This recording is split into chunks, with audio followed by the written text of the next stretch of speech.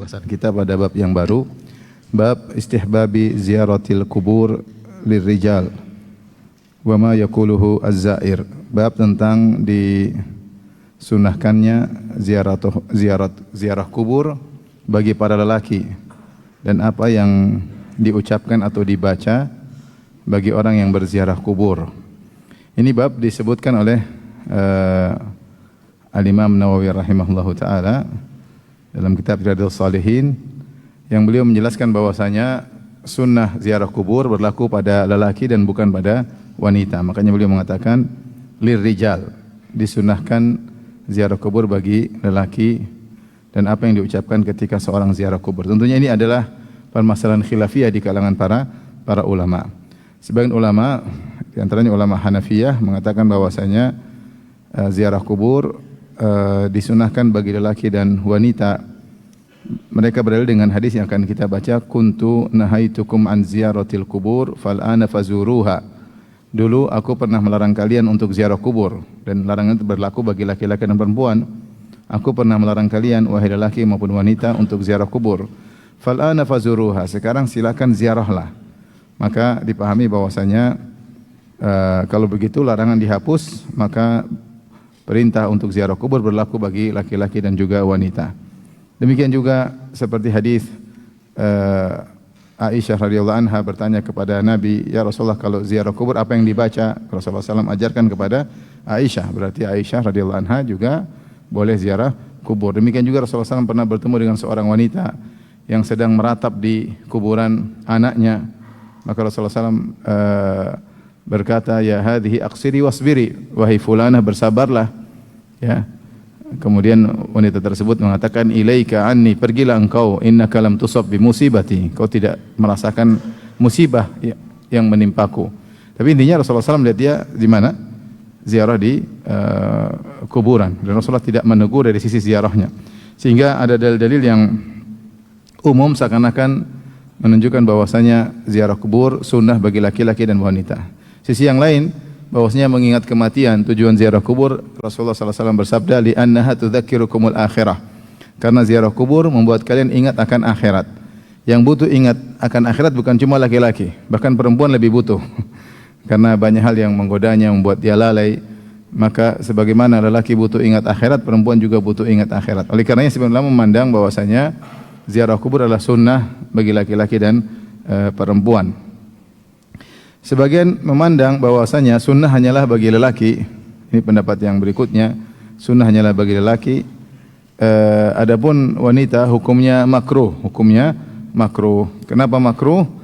Karena datang dalam riwayat-riwayat lain yang menunjukkan akan kemakruhannya. Seperti perkataan Ummu Atiyah radhiyallahu anha, "Inna nuhina an tiba'il janaiz wa lam yu'zab alaina." Kata Ummu Atiyah, kami dilarang untuk mengantar jenazah ke kuburan. Kami dilarang untuk para wanita dilarang untuk mengikuti jenazah ke kuburan. Walam yu'zam alaina, namun tidak diharuskan. Artinya silakan tapi tidak disukai. Makanya kami dilarang, tapi larangannya bukan larangan yang sampai haram, tapi makruh. Makanya Ibnu Atiyah berkata, "Inna nuhina an ittiba'il janaiz walam yu'zam alaina." Kami dilarang untuk mengantar jenazah ke kuburan, akan tapi tidak ditekankan. Artinya larangan tersebut tidak sampai derajat haram, tapi derajat apa? Makruh. Demikian juga datang dalam hadis, la'anallahu zawwaratil kubur. Allah melaknat para wanita yang suka ziarah kubur. Dalam sebagian riwayat, la'anallahu zairatil kubur. Allah melaknat para wanita yang menziarahi kuburan. Maka di hadis seperti ini mengisyaratkan bahwasanya tidak disunahkan bagi wanita untuk ziarah kubur. Adapun sebabnya kenapa, maka ada dua sebab. Sebab pertama bahwasanya wanita disunahkan untuk di rumah, tidak sering keluar rumah, dan khawatir kalau ke rumah akan menimbulkan fitnah, sehingga tidak mendesak bagi mereka untuk keluar rumah. Sehingga sebenarnya mengatakan yang boleh ziarah kubur hanyalah wanita yang tua, adapun yang muda maka tidak boleh ziarah kubur karena menimbulkan fitnah. Rasulullah SAW bersabda, "Innal mar'ata auratun fa idza kharajat istasrafa syaitan." Sungguhnya wanita adalah aurat, jika keluar maka diintai oleh syaitan untuk dijadikan bahan untuk digoda dan dijadikan bahan untuk menggoda para lelaki. Sebenarnya memandang wanita makruh secara mutlak, baik sudah tua maupun masih muda, Kenapa? Karena wanita hatinya lemah. Rasulullah SAW bersabda, rifqan bil qawarir. Lemah lembutlah kepada wanita itu kaca-kaca yang mudah pecah. Maka wanita kalau ke kuburan khawatirnya tidak sabar, katanya khawatirnya menangis, khawatirnya meratapi, akhirnya terjerumus dalam niyahah. Niyah itu meratapi orang yang sudah meninggal dunia, maka itu adalah larangan, seakan-akan tidak ridho dengan takdir Allah Subhanahu wa taala. Makanya mereka berpendapat, ulama-ulama berpendapat bahwasanya wanita makruh, meskipun tidak sampai derajat haram, makruh untuk ziarah kubur karena hati mereka yang lemah. Wallahu bisawab, saya lebih cenderung bahwasanya boleh bagi wanita, namun tidak sering-sering. Tidak sering-sering, ya. Boleh ziarah kubur, tapi tidak. Laki-laki dianjurkan sering. Laki-laki dianjurkan sering. Perempuan sesekali oke. Tetapi harus bisa menjaga diri, jangan sampai lagi ziarah kuburan ibunya kemudian meronta-ronta di situ. Kenapa ibu tinggalkan aku? Ini sudah bentuk protes kepada takdir Allah. Mereka tidak kuat. Atau ziarah ke kuburan anaknya kemudian nangis-nangis di situ. Kalau dia merasa dirinya tidak kuat, kalau sampai situ maka jangan ke situ, bahkan kita larang, tidak boleh. Karena kalau kamu sampai di situ kamu meratapi, padahal dilarang meratapi mayat karena menunjukkan bentuk protes terhadap takdir Allah, keputusan Allah Subhanahu wa taala. Ini salah satu dosa besar, niyahah anil mayyit, yaitu meratapi kepergian mayat.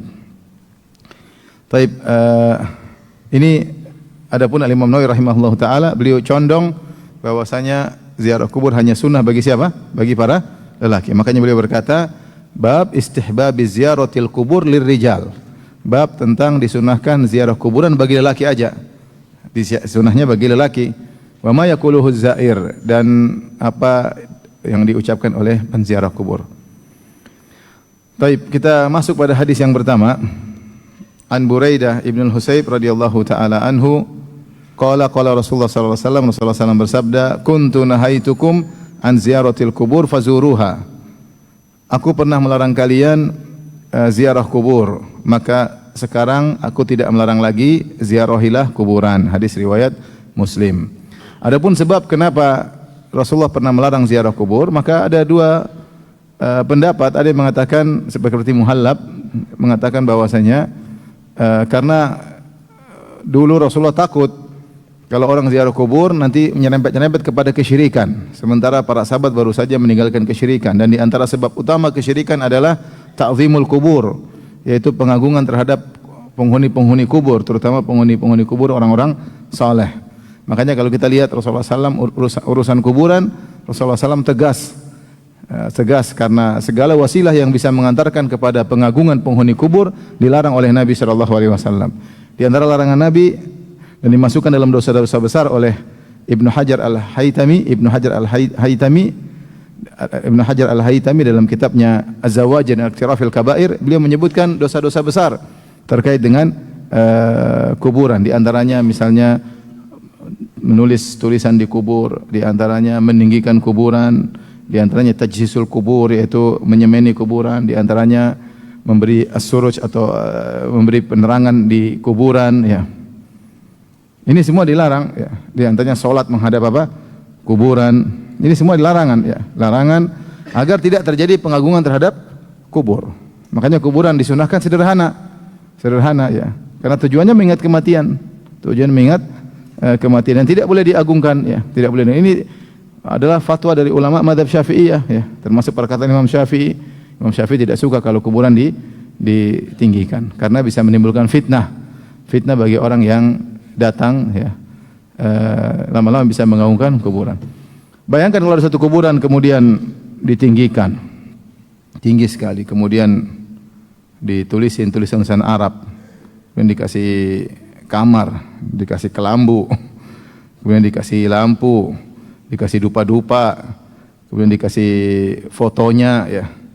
Kemudian di situ ada mushaf, ya. Kemudian kalau masuk ada salat tahiyatul kuburan, ya. Macam-macam. Akhirnya orang kalau masuk situ khawatir ada keyakinan bahwasanya penghuni kubur ini memberi manfaat dan bisa menolak mudarat.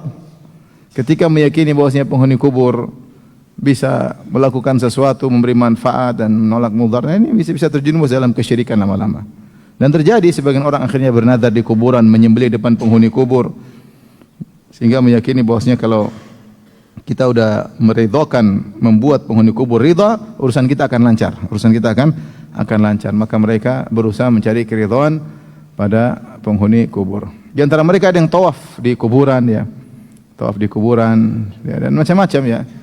Dan itu terjadi sampai sekarang ya. Di negeri-negeri kaum muslimin. Maka sunnah Nabi yang paling utama kita kerjakan. Sunnah Nabi yang paling utama kita kerjakan ya. Seorang berusaha menjadikan kuburan ya sebagaimana yang diajarkan oleh Nabi SAW, sederhana, karena tujuan fungsi kuburan adalah untuk ingat apa? Akhirat. Kata Rasulullah SAW, fa innaha tudzakirukumul akhirah. Karena ingat kuburan, menziarah kubur akan mengingatkan kepada akhirat.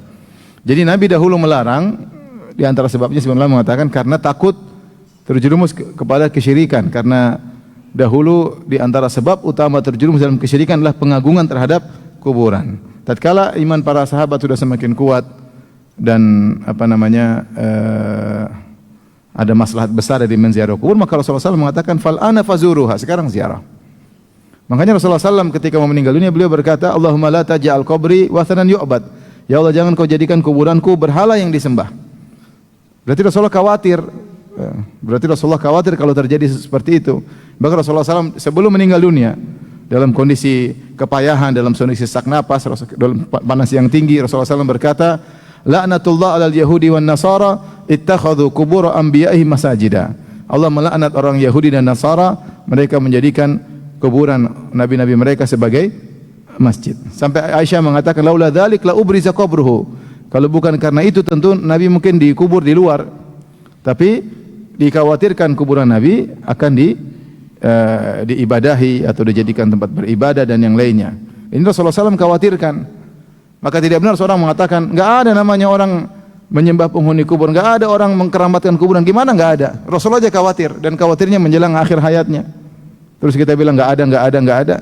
Ini pernah terjadi pada umat-umat sebelumnya. Umat Yahudi Nasara pernah melakukan demikian, dan Rasulullah ingatkan laknat Allah kepada orang-orang yang menjadikan kuburan nabi-nabi mereka sebagai masjid. Ibadah di situ, semangat di situ, bahkan lebih khusyuk salat di kuburan daripada salat di masjid. Lebih menangis ketika berdoa di kuburan daripada di masjid. Lebih ramai di kuburan daripada di masjid. Jadilah adrihah, bangunan-bangunan tinggi di kuburan-kuburan menyaingi masjid-masjid Allah Subhanahu wa taala. Sampai ada kawan dia punya masjid bikin besar, kurang ramai.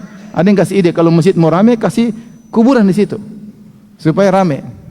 Karena orang tujuannya bukan mencari Allah tapi mencari apa? Penghuni kubur tersebut. Jadilah kuburan-kuburan saingan bagi masjid-masjid Allah Subhanahu wa taala. Ini tidak pernah diajarkan oleh Nabi dan para sahabatnya ya. Dulu Nabi SAW meninggal, kuburannya karena dikubur di rumah Aisyah. Tidak ada orang-orang kemudian datang-datang minta ke kuburan Nabi. Tidak ada datang-datang kemudian istighosah kepada Nabi. Di zaman sahabat tidak ada. Tidak ada. Berbagai macam permasalahan terjadi di zaman para sahabat. Musim kemarau lah, musim peperangan lah. Mereka tidak ada yang datang kemudian ke kuburan Nabi minta tolong kepada Nabi SAW. Mereka menziarahi sebagaimana ziarah kuburan-kuburan untuk mengingat apa? Akhirat ya, untuk mengingat akhirat. Jadi ziarah kubur pernah diharamkan oleh Nabi SAW. Ini sebab pertama. Sebab kedua, datang dalam riwayat wala taqulu hujran, yaitu dalam riwayat Nabi mengatakan kuntu nahaitukum an ziyaratil kubur, aku pernah melarang kalian ziarah kubur, fal ana fazuruha, sekarang ziarahilah, fa innaha turiqul qulub, karena ziarah kubur bisa melembutkan hati, wa tudmiul uyun, dan bisa membuat mata menangis, wa tudzakirukumul akhirah, dan bisa mengingatkan akhirat, wala taqulu hujran, dan janganlah kalian mengucapkan kata-kata yang buruk ya ketika ziarah kubur, kata-kata yang tidak pantas sebagai dilakukan oleh nenek moyang kalian, kata-kata yang terlarang, entah niyaha, entah mencaci maki, entah meminta dan yang lainnya ya. Jadi ada sebab selain wasilah untuk syirik, juga mungkin dilarang karena khawatir meratapi ya, atau mengucapkan kata-kata yang buruk terkait dengan penghuni kubur. Baik, kita lanjutkan hadis berikutnya. Ini hadis ini kita tahu bahwasanya fungsi dari ziarah kubur adalah untuk tadi turiqul qulub, melembutkan apa? Hati, tudmi'ul uyun, untuk membuat mata ini bisa menangis ya, dan untuk mengingat akhirat, untuk mengingat akhirat. Maka dianjurkan orang yang secara umum untuk sering ziarah kubur, karena dunia ini sering buat kita lalai, ya, sering buat kita lalai. Makanya Utsman bin Affan kalau pergi ke kuburan beliau menangis, ya. Maka ditanya sampai air matanya membasahi jenggot beliau sehingga ditanya, "Ya Utsman, kalau disebutkan surga dan neraka kau tidak menangis seperti ini. Tapi kenapa ketika kau ziarah kubur kau menangis?" Maka Umar berkata bahwasanya kuburan adalah awalu manazilil akhirah. Dia adalah tahapan pertama dari tahapan-tahapan di akhirat. Siapa yang selamat maka yang sesudahnya lebih selamat. Siapa yang tidak selamat di sini sesudahnya lebih tidak selamat. Maka Utsman bin Affan radhiyallahu anhu menangis ketika di kuburan. Maka disunahkan kita untuk sering ziarah kubur, dan ketika ziarah kubur kita memang niatkan untuk hal tersebut. Bukan sekedar ziarah kubur, tapi kita benar-benar niatkan untuk melembutkan hati, untuk ingat akhirat, ya. Bahwasanya kita akan seperti mereka. Maka seorang kalau ziarah kubur dia datang, dia duduk di situ, kemudian dia merenungkan ini orang-orang yang ada di bawah tanah sebelumnya, mereka orang-orang hebat. Ada di antara mereka mungkin jenderal, ada di antara mereka pejabat, ada di antara mereka orang sangat kaya raya, ada di antara mereka punya sekian banyak usaha, ada di antara mereka yang berbagai macam manusia. Sekarang mereka semua di bawah tanah. Dan kita hanyalah salah satu dari model-model mereka, dan kita akan seperti mereka. Di antara mereka ada yang sudah menghabiskan banyak umur, banyak waktu untuk punya rencana akhirnya tidak terwujudkan. Maka dengan kita ziarah kubur dengan niat yang benar, sambil merenungkan tentang bagaimana kalau kita di posisi mereka, ini tentu akan menggerakkan hati. Al-Qurtubi rahimahullah dalam kitab Tazkirah menyebutkan ada beberapa yang bisa melembutkan hati. Di antaranya kata beliau seperti hadir majelis ilmu, ini bisa melembutkan hati, ya. Yang kedua, sering ingat kematian, ya.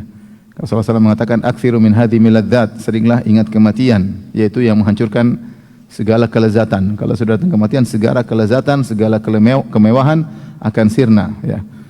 Kemudian di antaranya menghadiri orang yang ihtidhar. Kalau kita ada orang sakaratul maut, kita lihat itu bagus agar melembutkan hati kita. Jadi majelis ilmu, ingat kematian, menghadiri orang yang sakaratul maut. Tapi kata beliau yang terbaik adalah ziarah kubur. Ini yang dianjurkan oleh Nabi SAW dan mudah dilakukan setiap saat kalau kita mau. Ya, kita datang ke kuburan, kita berdiri sejenak, berdoa untuk mereka, merenungkan nasib mereka dan juga merenungkan nasib kita.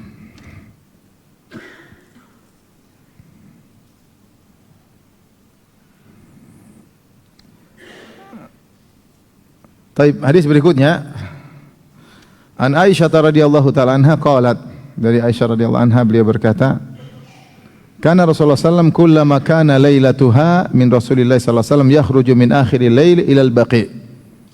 Adalah Nabi sallallahu alaihi wasallam setiap jatah nginap di rumah Aisyah, beliau selalu keluar di akhir malam. Di akhir malam, mungkin sepertiga malam terakhir. Ila al-baqi, menuju mana? Menuju Baqi. Baqi kuburan di Madinah. Fayaqul, kemudian Rasulullah berdoa, doanya assalamualaikum dara qaumi mu'minin. Keselamatan bagi kalian wahai penghuni negeri kaum mukminin. Wa atakum ma tu'adun, dan telah datang kepada kalian apa yang telah dijanjikan. Ghadan muajjalun, dan nanti hari kiamat janji kepada kalian ditunda nanti. Yang sekarang kalian sudah merasakan, ada lagi yang lain akan kalian rasakan nanti pada hari kiamat. Wa inna insyaallahu bikum lahiqun, dan kita insyaallah akan nyusul kalian. Allah maghfir li ahli Baqi'il Gharqad. Ya Allah, berilah ampunan kepada para penghuni kuburan Baqi' al-Gharqad. Hadis riwayat Muslim. Tapi hadis ini banyak faedah. Yang pertama, Aisyah menjelaskan kullama kana, setiap kali. Ini kullama menunjukkan setiap kali. Bahasa Arab artinya setiap kali. Setiap kali kana lailatuha min Rasulillah yakhruju min akhiril lail. Rasulullah SAW setiap kali nginap di rumah Aisyah, pasti di penghujung malam beliau pergi ke kuburan untuk ziarah kubur. Para ulama menjelaskan bahwasanya di akhir ini adalah di akhir hayat Nabi sallallahu alaihi wasallam. Di awal kehidupan Nabi tidak demikian, tapi di akhir hayat Nabi sering ziarah kubur. Karena dalam hadis yang lain Aisyah radhiyallahu anha pernah mengejar Nabi, dia curiga Nabi mau kemana, karena Nabi sallallahu alaihi wasallam dalam hadis yang masyhur Rasulullah masuk tidur, kemudian Aisyah tidur, sejenak Aisyah tidur, berarti pura-pura tidur. Maka Rasulullah SAW ternyata bangun, siapkan, buka pintu pelan-pelan, tutup pintu, kemudian keluar. Aisyah cemburu, pikir ke istri yang lain. Maka dia pun kejar siapa? Nabi. Ternyata Nabi SAW pergi ke kuburan Baqi, bukan ke istri yang lain. Ke kuburan Baqi, ya. Cemburu. Maka Rasulullah berkata, sungguhnya Jibril datang kepadaku dan mengatakan, innallaha ya'muruka an tastaghfir li ahli Baqi'il Gharqad atau kama qala. Sungguhnya Allah memerintahkan engkau untuk mohon ampunan bagi penghuni kuburan Baqi. Itu awal Nabi mulai ziarah malam, ya. Aisyah kaget, Aisyah tidak tahu sebelumnya. Setelah itu sudah kebiasaan Nabi. Dan itu terjadi di akhir hayat beliau. Setiap kali jatah nginap di rumah Aisyah, beliau kemana? Ke kuburan. Kalau istri beliau 9, berarti paling tidak dalam 9 hari beliau pergi kemana? Ke Baqi. Apa yang terjadi pada istri yang lainnya kita tidak tahu. Ya, artinya kalau Aisyah, dia jatah nginapnya dalam 9 hari 2 kali. Kenapa bisa 2 kali? Istri Nabi ada berapa? Ada 9. Ada 9. Ketika Rasulullah SAW meninggal, istrinya ada 9. Istri Nabi ada 11, tapi 2 sudah meninggal. Yang meninggal diantaranya Khadijah radhiyallahu anha sama Zainab bintu Khuzaimah. Sisanya ada 9. Dan 9 tersebut Rasulullah gilir hari per hari. Namun Aisyah dapat 2 hari. Kenapa? Karena Saudah bintu Zam'ah menghadiahkan harinya kepada siapa? Aisyah. Luar biasa menghadiahkan hari kepada madunya, ya. Sehingga Aisyah dapat jatah 2 hari dalam 9 hari. Nah, setiap kali Nabi nginap rumah Aisyah, Rasulullah SAW di akhir hayatnya selalu ke kuburan. Selalu ke kuburan. Ini dalil bahwasanya ini terkait dengan masalah ta'addud, ya. Bahwasanya lelaki kalau dia punya istri lebih dari 1, dia kalau ada dia kalau siang hari dia boleh kemana-mana, boleh ke istri yang lainnya kalau ada keperluan. Tapi bukan untuk berhubungan, tidak. Kalau ada keperluan, misalnya ada anaknya harus dilihat, ada urusan ekonomi, enggak ada masalah. Tapi bukan untuk bercinta, ya. Enggak boleh, karena dia lagi dijatah istri yang lain. Paham? Enggak paham, ya. Enggak usah paham juga enggak apa-apa, ya. Ini sekedar pemberitahuan aja, wawasan. Dalam riwayat Rasulullah SAW setiap asar beliau datang istri beliau satu-satu, beliau kemudian tapi semua beliau datangi tambah 9-nya beliau datangi, kemudian beliau mencumbui tanpa berhubungan, ya. Kalau seperti itu semua tidak ada masalah. Tapi kalau cuma datang kemudian bercinta padahal bukan jatah istrinya yang lain, maka ini tidak boleh. Kalau ada keperluan tidak ada masalah. Siang bebas dia mau kemana saja. Jatah malam adalah terkait dengan malam hari. Kalau dia jatah malam, dia harus di malam istri yang jatah nginap tersebut. Kecuali lelaki yang kerjanya di malam hari. Jadi satpam kerjanya malam hari, maka jatah nginap diganti pada siang hari. Paham? Baik. Itu pun kalau malam hari, maka tidak boleh sama sekali dia pergi ke istri yang lain, tidak boleh. Kalau dia pergi ke istri yang lain di malam hari, maka dia melanggar peraturan, tidak boleh. Tidak boleh sama sekali. Tapi kalau dia pergi ada keperluan seperti ke kuburan Baqi, dia pergi ada rapat, tidak ada masalah. Yang penting tidak pergi ke istri. Dia hanya boleh pergi ke istri yang lain kalau di siang hari, itu pun kalau ada keperluan. Kalau malam hari tidak boleh sama sekali kecuali darurat. Istrinya mau mati yang satunya atau ada masalah kebakaran, itu lain cerita, ya, lain cerita. Makanya lelaki ketika malam hari dia ingin ada keperluan seperti Nabi pergi kuburan, maka istri tidak boleh melarang, ya. Kecuali kalau dia pergi ke istri yang lain, maka tidak boleh, karena itu bentuk ketidakadilannya. Dan kita tahu bahwasanya orang yang berpoligami kemudian tidak adil, maka tubuhnya akan miring. Rasulullah SAW bersabda, "Man qatlahu imra'atani famala ila ihdahuma jaa yaumal qiyamati wa shiqquhu ma'il." Siapa yang punya istri 2 kemudian condong kepada salah satunya, tidak adil, maka dia akan datang pada hari kiamat badannya miring. Badannya miring, dan ini adalah menunjukkan perbuatan tersebut adalah dosa besar. Oleh karena sampai sebagian ulama ketika membahas tentang poligami, ini keluar jauh lagi, ya. Mereka mengatakan hukum, ini ada khilaf, ada sebagian ulama mengatakan hukumnya makruh. Kenapa makruh poligami? Karena mengantarkan seorang kepada ketidakadilan. Kalau tidak adil dia terancam dengan neraka jahanam.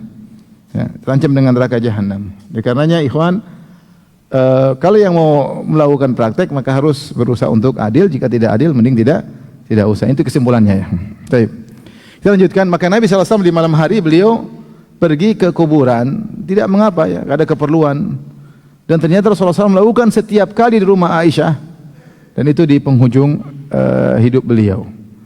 Kemudian beliau datang ke kuburan. Ini dalil bahwasanya ziarah kubur kapan saja. Mau pagi hari, mau siang hari, mau subuh hari, malam hari, tengah malam, akhir malam, boleh kapan saja. Karena manusia setiap saat butuh untuk ingat akhirat. Ya, tidak ada dalil khusus waktu tertentu. Adapun mungkin ada dalil yang mengatakan disunahkan ziarah kubur hari Jumat, maka hadisnya dhaif. Sebenarnya mengatakan tidak ada hadisnya yang sahih, enggak ada. Atau ziarah kuburan misalnya Ramadan, enggak ada dalilnya, atau Lebaran enggak ada dalilnya. Tapi seorang boleh ziarah kubur kapan saja sesuai dengan yang mudah bagi dia. Mungkin dia kalau lagi pulang kampung Lebaran ya sekalian ya oke, enggak ada masalah. Bukan karena keutamaan ziarah kubur tatkala Lebaran, enggak ada keutamaannya. Tapi kalau kebetulan lagi pulang kampung, lagi bisa jenguk kuburan orang tua, maka tidak masalah ya. Tapi menyengaja bahwasanya sunnah ziarah kubur tatkala Ramadan enggak ada dalilnya. Sunnah ziarah kubur tatkala Lebaran enggak ada dalilnya. Tapi yang semudah kita kapan saja boleh kita ziarah kubur. Mau pagi, mau siang, mau malam, sepertiga malam yang terakhir kapan saja diperbolehkan. Dan seorang apalagi kalau lihat hatinya mulai cenderung kepada dunia, condong kepada maksiat, kok senang dengan maksiat, pergi ke kuburan, pergi ke kuburan. Mungkin dia ingat kematian, dia kurang kuat, datang ke kuburan langsung lihat agar dia benar-benar duduk, ya berdiri di situ merenungkan tentang hari akhir, tentang kuburan, agar dia benar-benar melembutkan hatinya. Karena kita di dunia sekarang ini betapa banyak hal yang membuat hati kita menjadi keras, banyak. Terlalu banyak pandangan haram yang kita lihat, terlalu banyak pendengaran haram yang kita lihat, terlalu banyak pembicaraan yang duniawi yang buat kita hati kita menjadi keras. Terlalu banyak tontonan yang buat hati kita menjadi keras. Maka ziarah kubur kapan saja diperbolehkan. Kemudian ketika ziarah kubur di antara doa yang diucapkan assalamualaikum, keselamatan, mendoakan penghuni kubur. Jadi yang benar bahwasanya ziarah kubur itu sunnahnya adalah untuk mendoakan penghuni apa? Kubur. Jadi tinjauan manfaat kepada penghuni kubur, manfaat bagi kita. Manfaat bagi penghuni kubur adalah kita mendoakan assalamualaikum ahlad diyar. Dalam ada hadis yang lain, nas'alullaha lana wa lakumul afiyah. Kami mohon keselamatan bagi kami dan bagi kalian. Jadi fungsi ziarah kubur adalah mendoakan mereka karena mereka sudah tidak bisa beramal soleh lagi. Para ulama mengatakan, sebagian Imam Syafi'i rahimahullah dalam kitabnya Al-Um, yalhaqul mayyit salas, bahwasanya mayat sudah meninggal masih bisa disusul dengan 3 manfaat. Di antaranya adalah anak soleh, di antaranya haji dan umrah, dan di antaranya adalah sedekah, di antaranya doa, doa. Ya. Doa dari anak soleh itu yang terbaik atau doa dari siapa saja. Jadi yalhaqul mayyit salas, 3 perkara yang bisa menyusuli mayat. Kenapa? Karena mayat sudah meninggal tidak bisa beramal soleh lagi. Idza mata ibnu Adam inqata anhu amaluh. Jika anak Adam meninggal terputus amalannya kecuali 3. Sedekatun jariyah, ilmun yuntafa bi, amal anak waladun salih yad'ulahu. Sedekah jariyah, ilmu bermanfaat, anak soleh yang mendoakannya. Nah, kalau orang yang hidup ingin beri manfaat kepada orang sudah meninggal dunia, di antaranya dengan 3 kata Imam Syafi'i, yaitu haji dan umrah, sedekah atas nama dia, ya. Yang ketiga adalah mendoakan. Ketiga adalah mendoakan. Nah, kalau kita datang ke kuburan, kita ingin beri manfaat kepada dia, fungsinya karena dia sudah tidak bisa beramal soleh. Bahkan meskipun kita pergi ke kuburan syuhada, Rasulullah pergi ke kuburan syuhada, buat apa? Mendoakan mereka. Rasulullah pergi ke kuburan Baqi, buat apa? Mendoakan penghuni kubur Baqi. Manfaat buat kita adalah ingat akhirat. Manfaat buat kita adalah ingat akhirat. Kata Rasulullah SAW, kenapa? Turiqul qulub, membuat hati menjadi lembut. Tudmi'ul uyun, menjadikan mata menangis. Wa tudzakirukumul akhirah, untuk ingat akhirat. Ini ziarah yang sunnah. Ini ziarah yang sunnah. Adapun ziarah yang bid'ah atau terlarang atau ziarah yang syirik adalah yang terbaik daripada ini. Datang ke kuburan minta-minta kepada penghuni kubur. Ini enggak kebalik katanya. Ini kita harusnya doain penghuni kubur, kita malah minta-minta kepada penghuni kubur. Kemudian kita minta duniawi. Kuburan itu untuk ingat akhirat, bukan ya ini tolong supaya minta duniawi, malah ini ke kuburan malah ingat apa? Dunia. Padahal fungsi kuburan untuk mengingat apa? Akhirat. Memberi manfaat kepada penghuni kubur, kita manfaat untuk ingat akhirat. Jangan dibalik. Malah merepotkan penghuni kubur, kita yang minta-minta. Dia akan bilang yang hidup saya itu kamu, katanya. Boleh minta-minta. Makanya aneh ya. Ada orang udah meninggal, kita yang mandikan, kita yang kafankan, kita yang solatkan, kita yang antar dia ke kuburan. Kemudian kita malah minta-minta sama dia. Ini kebalik ya. Ya, kalau dia bisa sholat, dia sholat sendiri. Kalau dia bisa mandi sendiri, ngapain kamu mandikan? Ya? Kalau dia bisa jalan menuju kuburan, dia jalan sendiri. Ngapain diantar? Ya? Ini kamu yang mandikan, kamu yang kafankan, kamu yang sholatkan. Karena dia sudah nggak bisa sholat lagi, makanya disolatkan. Kemudian kamu antarkan, kamu doakan. Bukankah kalau kita antar mayat kita doakan? Ya sudah selesai. Sampai mengatakan, is'alullah sabat, fa innahu lan yus'al. Mohon kepada Allah agar memberi kekokohan, dia bisa jawab pertanyaan mungkar dan nakir. Karena dia sekarang ditanya. Ini malah sibuk minta-minta kepada penghuni kubur. Ya. Terus mintanya juga duniawi. Urusan lancar, bisnis lancar, naik pangkat, jabatan, itu gimana? Oleh karenanya kuburan harus dijaga fungsinya. Makanya kuburan itu harus sesederhana mungkin, supaya fungsi mengingat akhirat itu ada. Makanya dalam buku Al-Fiqhul Manhaji ala madhab al-Imam Syafi'i, ini fikih madhab Syafi'i. Penulisnya 3 orang ulama Syafi'iyah, fikih modern, mengatakan di antara wakaf yang haram adalah wakaf mubadzir untuk bikin kuburan besar-besar. Dia larang. Yang dia bilang betapa banyak orang-orang, dia ingkari yang terjadi di zaman sekarang, betapa banyak kuburan dibuat besar-besar, megah-megah, dibuat kubah-kubah. Namun dia mengingkari haram bagi penguasa untuk melakukan demikian. Karena ini namanya buang-buang uang kaum muslimin. Wakaf harus dioptimalkan untuk kepentingan yang ada. Orang mati buat apa bikin kuburan besar-besar? Dia tidak mengambil manfaat, yang butuh orang miskin. Dia hidup di bawah, mau di atas kubah sebesar apapun dia di bawah apa? Tanah. Emang kalau jam 2 malam dia keluar di kubahnya kemudian jalan-jalan. Kalau dia keluar enggak apa-apa bikin besar-besar. Dia dalam tanah enggak bisa keluar. Ngapain bikin besar-besar? Boros tanah, apalagi tanah di Jakarta mahal. Kemudian apa yang dia mengambil manfaat? Wakaf untuk kaum muslimin, bukan untuk besar-besarin kuburan. Bahkan disebut dalam fikih mazhab Syafi'i hukumnya haram. Di antara juga membuat kuburan megah-megah, mewah-mewah, enggak boleh. Kuburan dibikin indah, ada tamannya, ada air terjunnya, ada ini pergi ke taman, mau tidak ingat akhirat, indah di sana, kuburan indah. Kalau orang-orang kafir ya, orang Nasara mungkin dibuat nyaman supaya indah ya. Tempat peristirahatan terakhir, belum tentu istirahat. Tapi kita fungsinya untuk ingat akhirat. Kalau kuburan orang kaya, kuburannya megah ya sudah, kita mana ingat akhirat. Tapi kalau kuburannya sederhana, lihat itu kaya di hidup kayak begini. Lihat Raja Fahad, kayanya luar biasa, kuburannya cuma tanah. Sehingga kita tahu bahwasanya kekayaan tidak ada fungsinya kalau sudah meninggal, selesai. Tapi kalau ternyata kuburan juga megah, ada lampu sorot, ada semua. Kemudian ada fotonya senyum, pegang tongkat, bisa dimintain kayaknya nih. Duitnya masih ada ini lah. Jadi fungsi kuburan berubah. Ya. Syariat Islam atau ikut syariat perasaan? Ya. Ikut sunnah Nabi dong. Ikut sunnah Nabi SAW. Ada contoh kuburan Baqi bisa lihat. Sesuai dengan sunnah Nabi SAW. Orang-orang hebat dikubur di situ. Orang kaya, para ulama, semuanya di bawah tanah. Semuanya di bawah tanah. Jadi faedah berikutnya, Nabi berkata, Assalamualaikum, doa kepada kalian, dar kaum mukminin. Dar maksudnya negeri kaum mukminin. Karena Rasulullah sedang mengunjungi kuburan Baqi. Dalil bahwasanya alam barzah itu negeri tersendiri, tempat kehidupan tersendiri. Kita manusia ada alam janin, kemudian alam hidup nyata sekarang yang sedang kita hadapi, you are here ya. Setelah itu berikutnya apa? Alam kubur, alam barzah, alam tersendiri.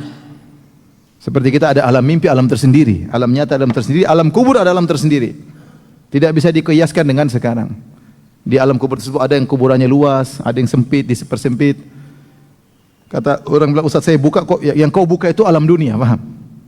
Yang kau buka, setelah kau buka alam, yang kau lihat alam dunia. Dia alam tersendiri. Meskipun jasadnya terbakar, dimakan ikan, ruh mengalami alam tersendiri. Namun terkadang Allah mengungkap sebagian yang gaib, orang baru dikubur dibuka kemudian misalnya terbakar, tapi hukum asal kalau kita buka itu alam dunia. Ruh masuk dalam tersendiri, namanya alam barzah. Makanya disebut dengan dar. Disebut dengan apa? Dar. Negeri.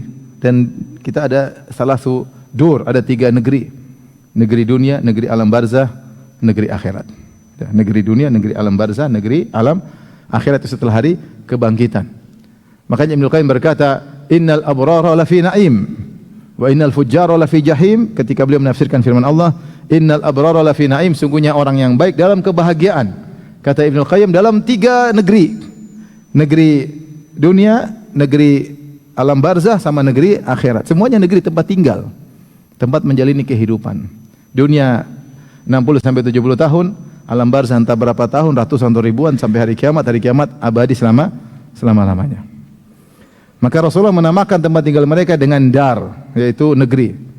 Kemudian kata Nabi, wa atakum ma tu'adun, telah datang kepada kalian apa yang kalian dijanjikan. Artinya orang penghuni negeri alam barzah sudah merasakan sebagian kenikmatan. Dijanjikan akan ada namanya alam nikmat kubur, atau ada namanya adab apa? Kubur, salah satunya. Nikmat kubur atau adab kubur. Kemudian kata Nabi, godan muajjalun, besok yang sisanya ditunda, nanti hari kiamat. Kalau kalian beriman akan merasakan nikmat yang lebih hebat. Kalau kalian kafir merasakan siksaan yang lebih apa? Lebih parah. Kemudian wa inna insyaallahu bikum lahiqun, dan kami insyaallah akan nyusul.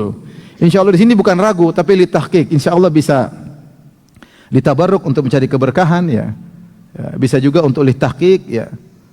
Untuk memastikan, dan kematian adalah suatu yang pasti. Seperti Allah Subhanahu wa taala, la tadkhulunnal masjidal harama insyaallahu aminin muhalliqina ru'usakum wa muqassirin. Kalian niscaya, kata Allah dalam Al-Quran dalam surat Al-Fatah, kalian niscaya akan masuk Masjidil Haram dalam kondisi berumrah. Kemudian kalian cukur rambut kalian, cukur gundul atau cukur pendek. Kata Allah insyaallah. Insyaallah di sini bukan untuk ya atau tidak, enggak. Tetapi untuk memastikan bahwasanya ini benar-benar akan terjadi. Kalau kita bilang kamu kaya insyaallah, pasti atau ragu? Ragu. Tapi kalau bilang kamu mati insyaallah, ya pasti mati. Tapi entah kapan, tapi pasti apa? Mati. Makanya ketika kita mengucapkan doa ini, wa inna insyaallah bikum lahiqun, itu kita meyakini kami bakalan nyusul, pasti, keniscayaan, tidak bisa dihindari. Kemudian kata Nabi, Allahumma ghfir li ahli Baqi'il Gharqad. Ya Allah, ampuni para penghuni kuburan Baqi'il Gharqad. Ini di antara keutamaan orang yang dikubur di Baqi'il Gharqad. Dia mendapatkan doa Nabi sallallahu alaihi wasallam.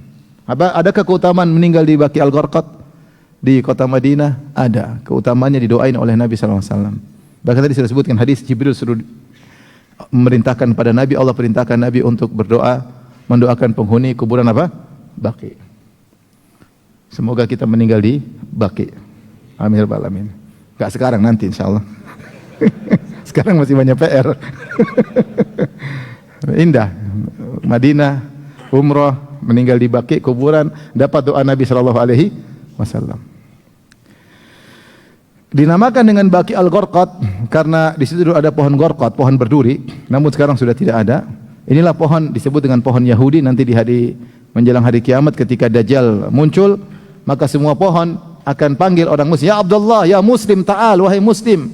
Ini ada orang Yahudi sembunyi di belakangku. Pohon, batu semua ngomong, semua bisa berbicara. Ada Yahudi sembunyi, ini di belakang saya ada apa? Yahudi. Teman-temannya Binyamin Netanyahu di belakang. Kecuali pohon Gharqad. Pohon Gharqad, fa innaha min syajaril yahud. Dialah pohonnya orang Yahudi, dia akan diam, tidak akan kasih tahu di belakang dia ada orang apa? Yahudi. Wallahu alam, katanya orang Yahudi suka tanam pohon apa? Gharqad. Wallahu alam bisawab.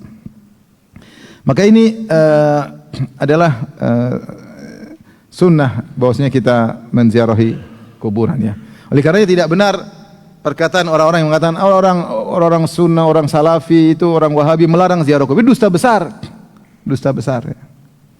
Yang kita tidak boleh kalau ziarahnya bid'ah atau ziarahnya apa? Syirik. Itu yang tidak boleh. Kalau ziarah sunnah, semua sunnah silakan.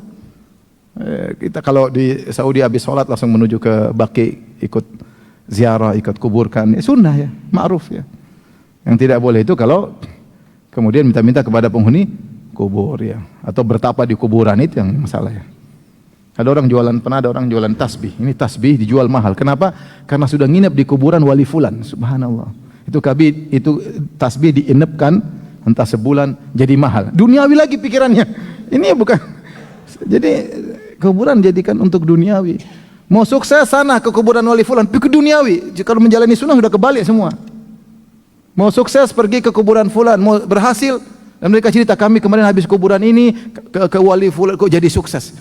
Kamu ke kuburan bukan untuk ingat dunia, kamu kuburan untuk ingat apa? Akhirat. Kalau sunnah ditinggal begitu akhirnya. Ditinggal akhirnya nembul yang berlawanan. Itu banyak orang kalau sudah suka baca-baca doa-doa yang aneh-aneh, doa Nabi, dia sudah tidak menarik doa Nabi sallallahu alaihi wasallam. Ada zikir-zikir macam-macam, zikir yang diajarkan oleh Nabi kurang kayaknya kurang mengena, lebih senang begitu, seperti itu. Tapi kita lanjutkan hadis berikutnya. An Buraidah radhiyallahu anhu qala kana Nabi sallallahu alaihi wasallam yu'allimuhum idza kharaju ila al-maqabir an yaqula qailuhum.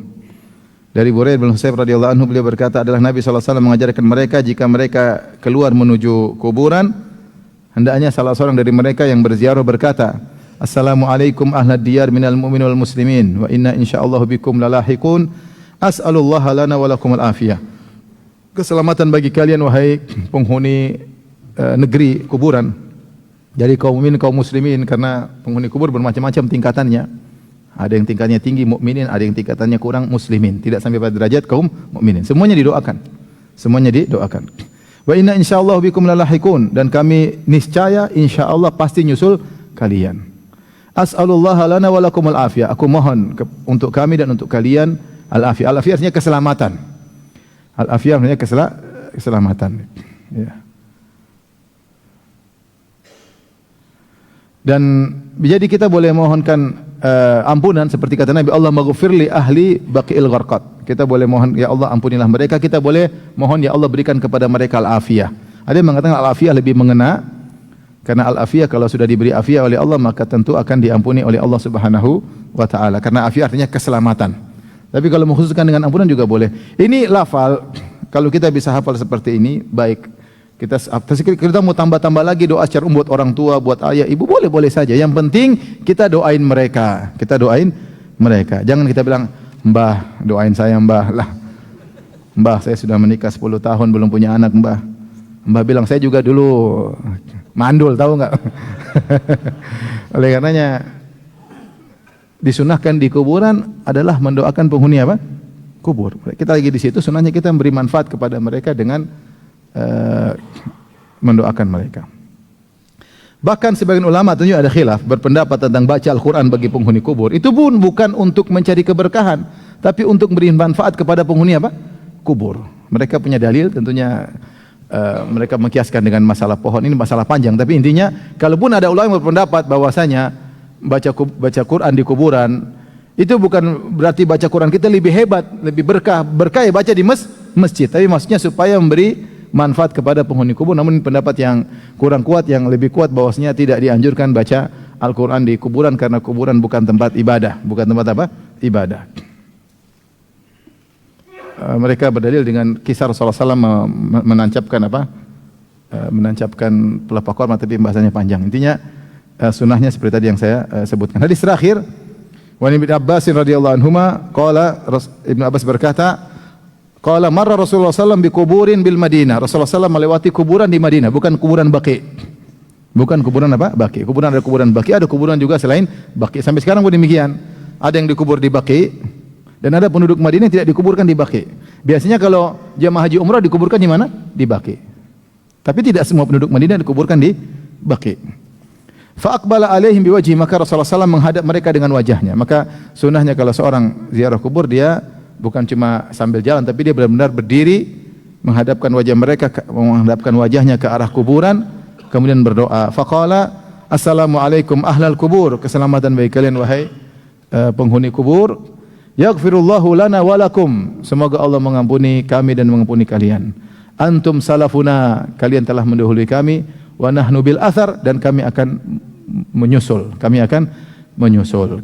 Ini juga seperti yang sebelumnya, bahwasanya di antara sunnah kita ketika mendoakan, kita menghadapkan wajah kita ke arah kuburan, kemudian kita mendoakan mereka. Jadi tidak mengapa seorang datang kuburan, kalau kemudian dia menghadap kuburan, kalau dia bisa menghadap kiblat sekaligus lebih baik, karena di antara sunnah adalah doa menghadap apa? Kiblat. Jadi kita cari arah kiblat mana, kita berdiri di atas kuburan, kemudian kita mendoakan. Angkat tangan, kita mendoakan penghuni kubur dengan doa yang diajarkan oleh Nabi sallallahu alaihi wasallam. Seperti kita boleh berdoa lagi selanjutnya untuk saudara-saudara kita, untuk orang tua kita.